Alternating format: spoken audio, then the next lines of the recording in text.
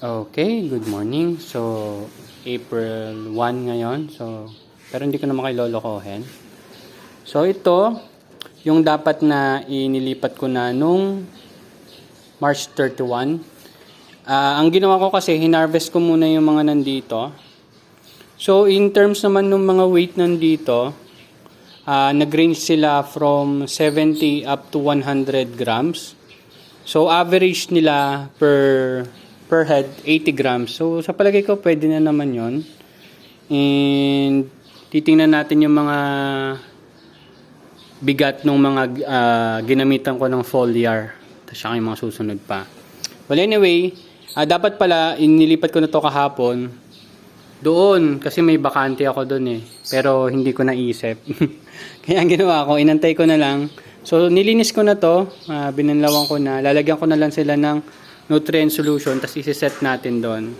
So, ito yung Olmeti na tinanim natin nung March 16. So, 16 days na sila. So, kung makikita nyo, ito, ilan na to? 2, 4, ito 7. 7 true leaf na to. Ito, 2, 4, ito 6. 2, 4, 6. Ito 6 din. 2, 4, 6. So, mostly 6. So, ito lang yung nag-iisang 7. So, maganda yung ina-expect natin na paglaki nito. So, ngayon, itong mga itatanim natin dito ay lalagyan na rin natin ng foliar.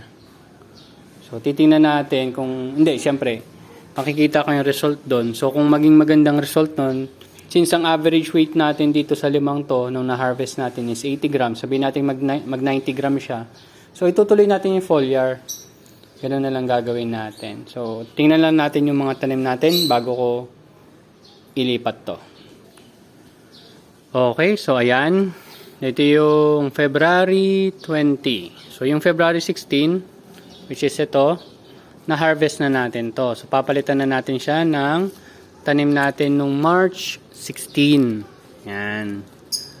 So, hopefully itong mga tong na nilagyan kong foliar ay mas malaki compare sa dati. So, yan. Dito din natin ilalagay yung 5. Dahil dyan din naman natin hinarvest yung dating 5. So, ayan. So, i-check ko ito mamaya kung okay pa yung tubig. Pero palagay ko okay pa yan. So, ito yung March 1. So, 1 month old. So, 31 days. 32, mga ganon. Ito nung March 6. So, ito naman, yung regarding dito sa talong dito. Ayan o, yung bulaklak niya bumuka. Yung bulaklak doon, hindi pa bumubuka. So, malamang abort na naman yon, abort mission na naman siya. So, ayan. So, ito naman yung Scamander, red crystal natin. So, lumalaki naman siya. Hindi lang siya ganun kalaki. Kasi nga, medyo mabagal talaga yung paglaki niya.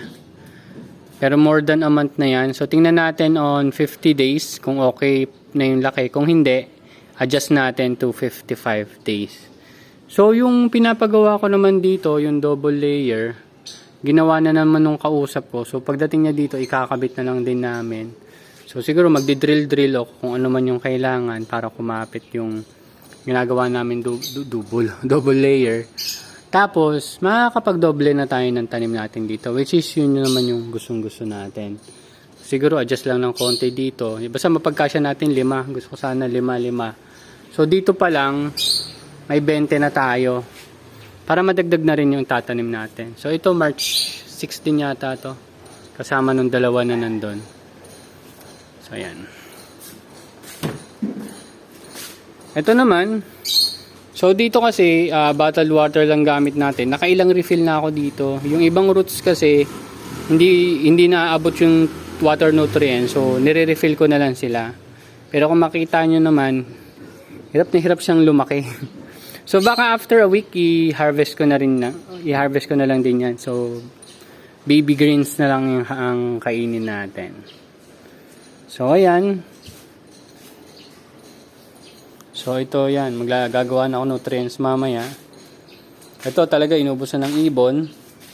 Tulad ng na-share ko sa inyo nung last time, talagang nakaka-frustrate lang ibon. Kasi nga, inuubos nila. So, yan. Naglagay na tayo ng konting takip dyan. So, hopefully, mabawasan na yung pagpasok nila dito sa loob. So, Hindi ko pa rin naman alam kung ganun nga mangyayari. Pero yun yung inaasahan natin. So ayan o, isa yun sa mga inuubos nila o. Papalitan na lang natin yan.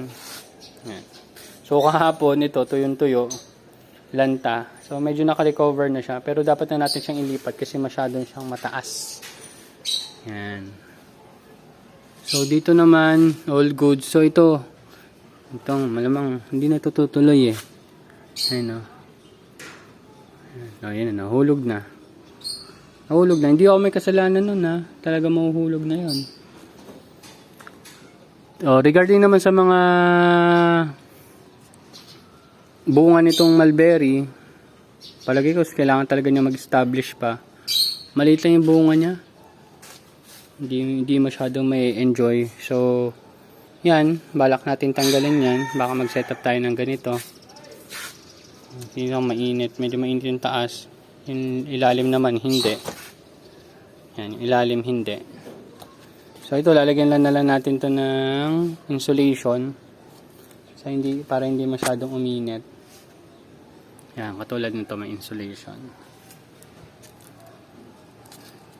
Hindi na masyadong uminit. Yan. So, ito, scamander na tinanim natin nung March 11. So, 6 yan, 4 lang nabuhay. So, ito naman, ito yung medyo na-frustrate tayo kasi nga, pinagkakain nga ng ibon. Kasi nga, nakakapasok pala sila. Siguro, inantay lang nilang lumaki-laki. Yan. Anyway, palagi ko, kalalaki naman yan. Kakayanin pa rin nila.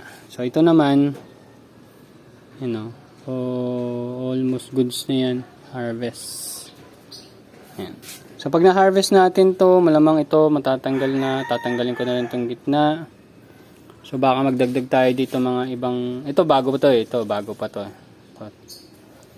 So, hindi ko pa lang masyadong nalilinis, pero unti-unti natin lilinisin. Ito naman, basil. Sweet basil. Yung sa likod, hindi masyadong naaarawan na yan. Oh. Medyo na, ano siya, sasapawan. Yan. Pero ganun talaga pa. Kaya importante talaga yung sikat ng araw. Tsaka spacing nila. Eh since masikip yung lugar natin dito, kailangan lang natin silang pagsiksikin. Siksikin lang muna natin sila. Pero ito, pansin nyo, yan, taas na. Parang dito lang siya last time eh. Yan, tumaas na siya. So goods, yan, makita mo yung stock. Oh. Tibay na yan, bato-bato na. So, ayan, yung activity ko ngayon, yung pagtatanim lang ng 5 olmeti. Ito naman yung cucumber natin. So, kung mapansin nyo, goods naman ang paglaki nila. So, ito pala, hydroton tawag nila dito eh. Parang ginawa ko na lang siya ng support. Kasi, di ba foam. So, kung foam lang siya, matutumba-tumba. So, ito yung ginamit kong support. So, kung kung i-compare ko siya sa dati niyang itsura, medyo kumakapal na to. Ang tawag dyan, tangkay niya. So yun pala, kailangan ko nang gawan to ng trellis para doon na lang siya gagapang. Siguro ang gagawin natin, lagyan natin dito, hindi ko alam, basta medyo madami-dami, para ang gagawin natin ng gapang niya, hindi siyang isang diretsong ganon. So igaganon-ganon natin siya. Yan. Kasi nga limited na rin naman tayo sa taas.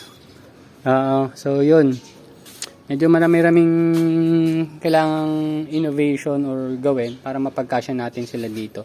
So ito naman, actually pwede na ako maglipat dyan ng bell pepper ko. Mukhang matatagalan pa naman yung cherry tomato, baka 1 buwan pa yun bago ako mailipat. Yun na lang muna ang ilagay natin dyan, bell pepper. Tingnan ko kung mapagkasya ko sila dito. Wala, masikip na eh. Oh, masikip na kung titingnan nyo. Ano, masikip na. Yan. Hindi nakakasya yung isa pa eh. Talagang mangyayari, tanggalin natin yun. O kaya itong talong. Gusto ko pa rin talaga mag-alaga ng talong. Kaso, hindi naman tayo makapatubo ng maayos, kumbaga. So, hopefully, later on. Kung tumubo yung nandun, yung talong doon, edi maglilipat na lang tayo doon. Huwag na natin ipilit dito kung ayaw. Pero dito kasi, hindi pa ako nakapagpatubo talaga ng fruiting dito. Mostly lettuce and Ayun lang, basil. Ayan nga, tumubo naman tong iba, yung mulberry. Pero itong talong, yan, ilang beses na yan namamatayan ng flower. So, yon. So, may ibang factors na kailangang i-consider pa siguro. Okay, so yun lang naman. Tapusin ko na lang muna yun. So, sa next video natin, makikita nyo na may bago tayong 5 olmeting inaalagaan at sinusubaybayan. Yun pala, ito pala. Ayusin ko lang din to. Magkakaroon to ng mga seedlings. Siguro seedlings ng cucumber, cherry tomato, bell pepper. Maglalagay din tayo dito. Kasi maximize lang natin yung space here. So, yan mga seedlings siguro dito. Seedlings. Tapos dito yung mga pag pinapalaki na natin sila. Ayun, tanim pa rin tayo ng tanim. Kasi kasama doon, mapapractice ka. At makikita mo kung paano yung growth nila or any problems na pwede lumabas. Wag lang sobrang dami kasi wala ka na talagang paglalagyan. Tulad nito, medyo wala na akong paglalagyan. Pero yun, meron ulit tayo 18 yata yung or 12. Meron tayong mga lemon basil. So maglalagay din tayo ng ganun dito. So pambenta na rin. Yun lang. See you next episode. Bye-bye.